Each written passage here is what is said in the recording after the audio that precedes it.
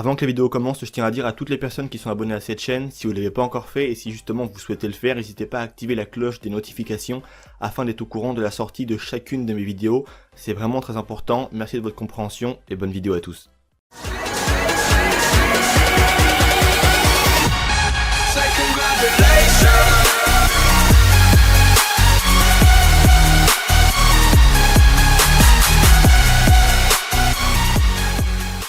Yo les gars, vous allez bien au courant, on se retrouve pour une toute nouvelle vidéo aujourd'hui. De nouvelles informations viennent de paraître concernant Red Dead Redemption 2 avec un univers qui intéresse vraiment tout le monde dans le jeu, qui sera vraiment l'une des choses qui va intéresser, je pense, et j'imagine beaucoup de fans, c'est la chasse, la pêche, les chevaux, bref, plein de choses comme ça, tout ce que l'on pourra justement avoir dans ce jeu avec la faune et la flore, le côté nature, qui va justement nous permettre en fait d'exploiter au maximum les compétences, si je puis dire, de la nature qui sont innombrables, hein, c'est un truc de ouf. On pourra faire vraiment énormément de choses et justement Rockstar nous a rapporté quelques nouveaux clichés du jeu qui sont absolument mais vraiment magnifiques, c'est de toute beauté honnêtement. Et on va commencer d'ailleurs par ça avec justement les images de présentation des différents animaux qu'il y aura dans le jeu. Donc il faut savoir qu'il y a plus de 200 espèces animales, hein, donc c'est pas rien, c'est plus de 200. Donc bien évidemment Rockstar n'a pas posté 200 images comme ça d'un coup, je pense qu'ils vont peut-être les poster au fur et à mesure du temps.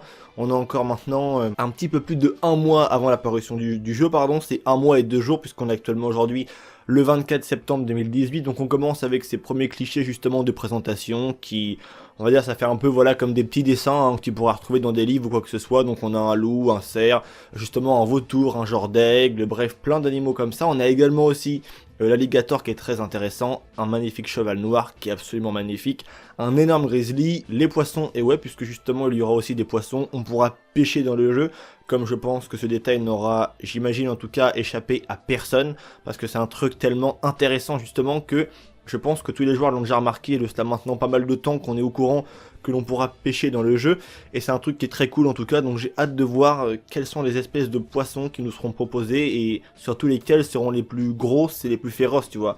Moi je vais aller choper du silure mon pote, un truc de ouf, tu vois, un gros poisson vraiment, tu vois, pas de la petite truite, mais un gros truc de dingue, donc on verra bien justement, en plus avec le côté Amérique, tout ça, à l'époque dans laquelle on est justement et l'on va être dans le jeu, je pense qu'il y aura moyen de trouver de très très beaux spécimens qui maintenant sont soit en voie de disparition ou même totalement disparus.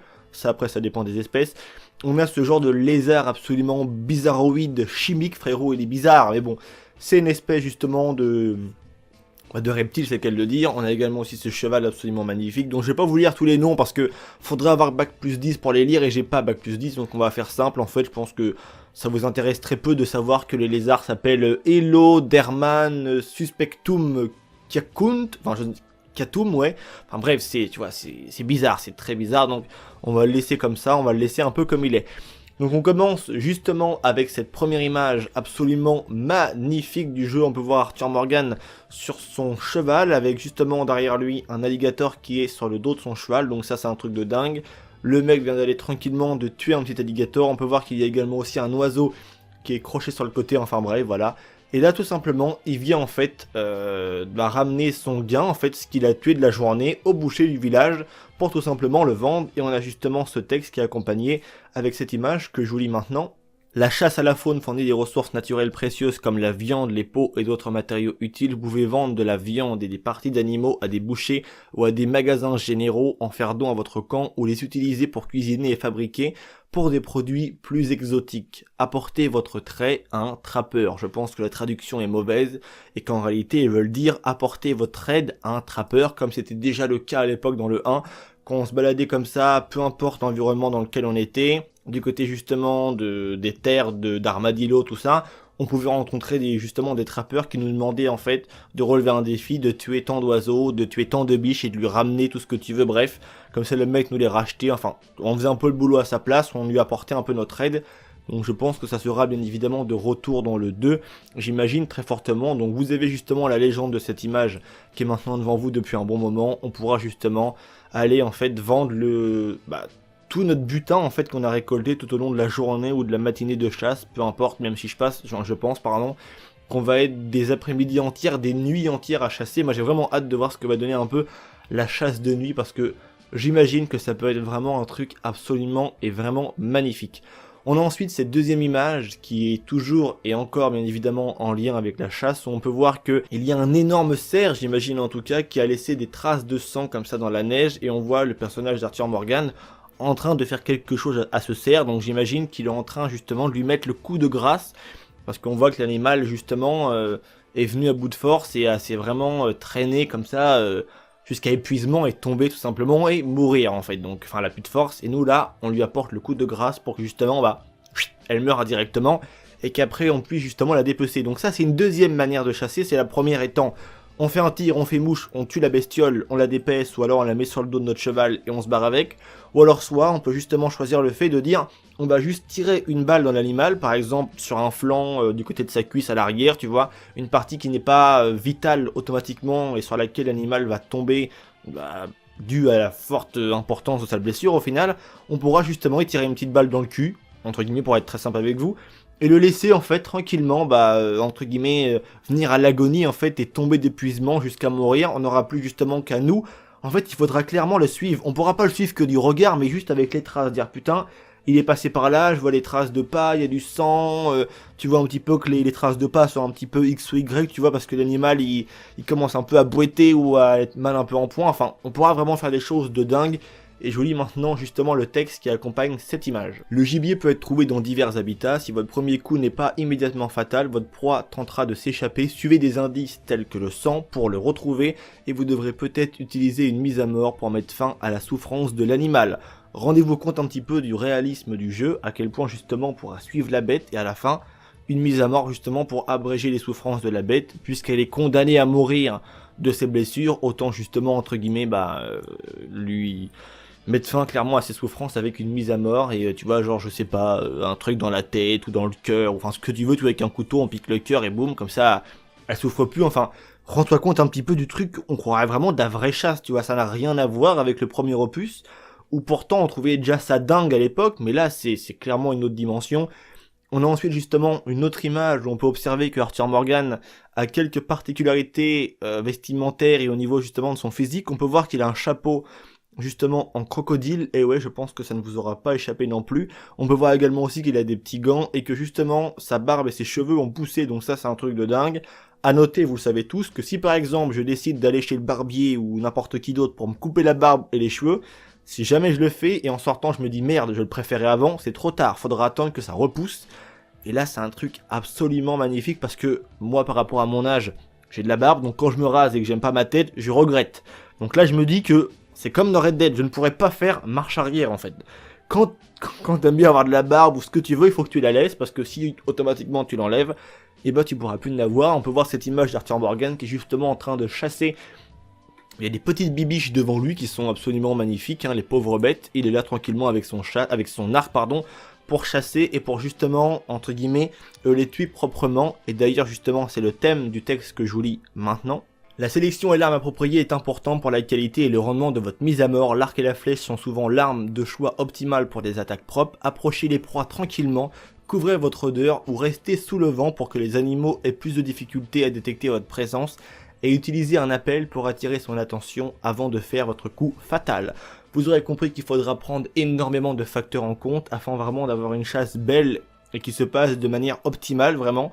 Faudra en fait réunir toutes ces conditions, faire attention au sens du vent, ne pas trop être visible, ne pas faire de bruit aussi, ne pas courir comme un bourrin, tu vois, faudra vraiment être silencieux, faire des pas comme ça tout doucement, enfin, ça sera vraiment un vrai truc très intéressant et je pense que chaque partie de chasse que les joueurs vont faire dans le jeu sera vraiment fait avec amour, si je puis dire, tu vois. C'est pas de la chasse où juste il faut que tu tues une biche parce que il te faut tant de dollars pour t'acheter ce que tu veux. Là, je pense qu'on prendra vraiment le temps en fait de le faire, de dire on tend bien la flèche proprement, boum, on la tue, après on va chercher notre cheval, on met la viande dessus, tu vois. En fait, Rockstar a fait tout ça pour que le jeu soit plus réaliste et que au final, tu prennes bien plus de temps à faire des choses qui auparavant, comme dans le 1, étaient des choses que tu effectuais en 2 secondes parce que tu avais des quantités mais pharaoniques d'inventaire que tu pouvais avoir dans ta poche, quoi, qui étaient même invisibles d'ailleurs. Rockstar veut vraiment en fait que tout ça soit le plus réaliste possible. C'est impossible que tu aies sur toi 200 peaux d'ours ou alors 200 dents de castor ou ce que tu veux. Il faut vraiment que ça ait un minimum de sens et que tout ça soit dans un monde cohérent. Et justement, c'est vraiment au final un truc qui est super cool parce que je pense que tout joueur maintenant qui se respecte entre guillemets cherche un peu cette dose et ce côté réaliste, mais tellement oufissime que ça attire au final et ça fait vraiment rêver tout le monde. Et bah Rockstar, j'ai l'impression, ils sont vraiment arrivés avec ce jeu. Et ça, c'est un truc de dingue. On passe maintenant à une toute autre activité qui est celle-ci, celle de la pêche. On peut voir que Arthur Morgan a changé au niveau de sa pilosité faciale. Il a une barbe qui est un peu moins prononcée que celle qu'on a vue précédemment sur l'autre image de la chasse avec l'arc justement et les petites bibiches. On passe maintenant donc à la pêche. On peut voir aussi au passage, autre détail que j'ai remarqué, il a des gants qui ont changé par rapport aux autres. Il a une genre de, un peu plus de fourrure justement au niveau des poignets. Donc ça, c'est une autre gamme en fait de gants. Vous allez voir que les bestioles en question que l'on va chasser vont justement nous permettre d'orienter un peu notre garde-robe comme on le souhaite en fait. On va pouvoir, avec ce que l'on va ramasser de la chasse, faire justement des vêtements. Ça, je vais vous en parler juste après. Donc ils nous disent avec ce petit poisson qui est accroché au bout de la canne à pêche, le pauvre, il me fait un peu pitié. Donc il est inscrit, tout comme la chasse, la pêche donne aussi de la viande et des matériaux utiles. Une gamme d'espèces peuvent être trouvées dans différents habitats. Chacune répond à différentes variétés d'appâts. Donc il y aura bien évidemment des variétés différentes de poissons avec des appâts différents pour chaque bébête en question. La question en fait que je me pose, c'est que est-ce que quand tu auras envie de partir à la chasse, il faudrait qu'avant de partir du camp, tu prennes ta canne à pêche et que tu la mettes sur le cheval, ou que tu la tiennes de manière X ou Y, tu vois, mais que en fait tu ne pourras pas te diriger vers un plan d'eau et dire bah tiens, je pose une ligne là et je vais pêcher tranquillement. Il faudra vraiment en fait que tu aies le matériel à disposition sur ton personnage ou alors justement sur ta monture pour qu'au final tu puisses te permettre de faire ce hobby, tu vois. C'est un peu comme dans la vraie vie, si tu as envie de faire une partie de pétanque avec tes potes et que personne a de boule de pétanque, tu peux pas la faire cette partie de boule de pétanque. Donc il faut avoir le matos et il faudra vraiment décider de ses choix de manière réfléchie en fait pour se dire que bah tiens, si je vais à tel endroit, il y a un bon cours d'eau là-bas, il y a de bons poissons, donc justement je vais prendre la canne à pêche avec moi, ça va me permettre de ramener justement quelques beaux petits poissons pour le camp, ou alors même pour moi ou ce que je veux, bref. En tout cas, ça c'est vraiment un truc de dingue et on passe maintenant à la suite, c'est parti. On passe maintenant à cette nouvelle catégorie d'images que je mets actuellement à l'écran, on commence donc avec celle-ci. On peut voir qu'il y a 3 chevaux justement devant nous avec ce texte qui nous dit « Les demi-races hongroises sauvages peuvent être trouvées dans les Heartlands parmi d'autres habitats. Capturer et apprivoiser des chevaux sauvages peut être une méthode gratuite pour acquérir de nouvelles montures. » Donc vous avez compris justement, on pourra aller en fait entre guillemets, aller chercher chez Dame Nature notre monture, celle que l'on souhaite. Il y aura justement un énorme troupeau de chevaux au loin comme ça qui se baladent. On pourra justement aller vers celui qui nous intéresse le plus avec un lasso et j'imagine l'attraper et ensuite monter dessus pour justement essayer de l'apprivoiser. Et ça, je pense que ça va être quelque chose de très intéressant et j'ai hâte justement de voir ce que ça va donner. Et je pense qu'il y aura, j'imagine, de très très beaux et très rares spécimens à trouver un petit peu partout dans la map et ça va être un truc vraiment très passionnant aussi à faire.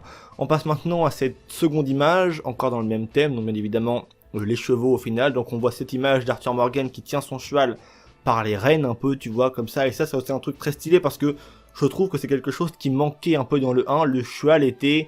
On pouvait juste mettre des personnes derrière et c'était tout quoi en fait, on pouvait vraiment entre guillemets rien en faire, il n'était pas utile en fait hormis pour aller d'un point A à un point B. Et là, en tout cas, dans ce jeu, il aura vraiment à part entière une vraie utilité pour le joueur, pour l'histoire, enfin tout ce que tu veux. C'est vraiment quelque chose en tout cas qui est très intéressant. Donc avec ce texte qui est celui-ci qui l'accompagne, donc cette image. Achetez, vendez ou stockez des chevaux dans les écuries ou achetez des provisions pour garder votre cheval nourri, des toniques qui procurent à votre cheval des améliorations temporaires de santé et de l'endurance et des équipements comme des étriers et des selles ou simplement ajouter du style à la crinière, à la queue ou autre de votre cheval. Donc on pourra en fait faire un peu du Pimp My Ride mais de cheval en fait. Donc Pimp My Horse, tu vois, my cheval, my horse en anglais. Donc ouais, ça peut être un truc vraiment sympa. On pourra justement un peu choisir le style de notre monture et ça je pense que c'est un très gros point fort encore de ce jeu parce que tu pourras vraiment avoir on va dire un cheval vraiment très personnel en plus de ceux que le jeu te propose puisqu'il y aura, je le rappelle, 19 espèces différentes, donc c'est déjà quand même un truc qui est très intéressant. On passe ensuite donc à cette image qui se passe dans les marécages, on voit Arthur Morgan avec un fusil, avec également sa monture qui change, bien évidemment, avec les diverses images que l'on a, à chaque fois c'est jamais la même monture, et on peut voir que justement il a en fait une peau d'alligator qui est présente sur le derrière de son cheval, et j'imagine qu'il vient en fait tout simplement d'aller tuer un alligator. avec ce texte qui nous dit: votre lien à votre cheval représente la confiance et la compréhension au fur et à mesure de votre relation avec votre cheval se développe au fil du temps. Donc ça, c'est un petit peu les erreurs de Google Traduction. Et grâce à des activités comme l'alimentation et le toilettage, les caractéristiques de votre cheval comme sa santé et sa vitesse s'améliorent. Vous débloquerez également des avantages et des récompenses de cautionnement. Donc vous avez compris, il faudra vraiment prendre soin de sa monture, et ça c'est un truc encore qui est ouf. En fait, il faudra vraiment bien le traiter, faire attention à sa barre de santé, à son endurance, tout ce que tu veux. Voici venir maintenant la toute dernière image de cette vidéo, avec ce texte que je voulais également maintenant, pendant que vous prenez le temps d'observer comme il se doit cette image, et on va justement revenir après sur le côté un peu de l'observation de l'image en question. Il est dit: rangez les armes, les tenues, les masques et les chapeaux sur la selle de votre cheval. Vous pouvez également ranger, il est marqué des tués frais, mais je pense que bien évidemment c'est une mauvaise traduction de Google. Merci Google. Donc je pense qu'ils veulent dire en fait ranger des bestioles qui viennent fraîchement d'être tuées. Les oiseaux et les petits gibiers peuvent être également attachés à la selle, ou vous pouvez stocker de plus gros gibier à l'arrière de votre cheval, comme justement s'apprête à le faire sur cette image Arthur Morgan. On peut voir aussi également qu'il a une fourrure sur le dos. C'est pas une fourrure qui vient peut-être de dépecer, je pense que c'est plus un habillage pour le protéger un peu du froid, parce que comme on le remarquera, les conditions sont un peu extrêmes. Il a un peu de la neige jusqu'aux genoux et une biche sur son épaule gauche qui pèse 200 kg. Enfin non, j'exagère un petit peu, mais c'est pour un petit peu, tu vois, remettre un peu les choses dans leur contexte. Tu vois, il porte pas un truc qui fait 10 kg ou 15 comme un renard, tu vois, c'est quand même une très belle biche, donc ça doit peser bien évidemment son poids. Et encore une fois de plus, ça prouve la force et les conditions physiques extrêmes de Arthur Morgan, et que ce mec est totalement vraiment un vrai cow-boy, et que vraiment on pourra se rendre compte un petit peu de qu'est-ce qu'était vraiment la vie à cette époque-là, et comment on pouvait avoir sa nourriture, comment on pouvait avoir son argent. Au-delà du côté hors-la-loi qui va être présent dans ce jeu, on aura une côté train-train, la vie, la nourriture, l'argent, la chasse, enfin. Et je pense vraiment que c'est un truc qui est vraiment super cool, et j'ai hâte de voir ce que ça va donner. On se rapproche maintenant de plus en plus de l'heure fatidique. C'est le cas de le dire. C'est tout pour cette vidéo les potes, j'espère qu'elle vous aura plu. Vos avis bien évidemment dans l'espace commentaire. N'hésitez pas aussi à me suivre sur Facebook et Twitter. Tous les liens se trouvent bien évidemment en description, et tout est inscrit également aussi à l'écran. C'est tout pour cette vidéo, c'était Vince. Vos avis dans l'espace commentaire, ça m'intéresse, vous le savez tous, bien évidemment toujours. Allez, peace les gens.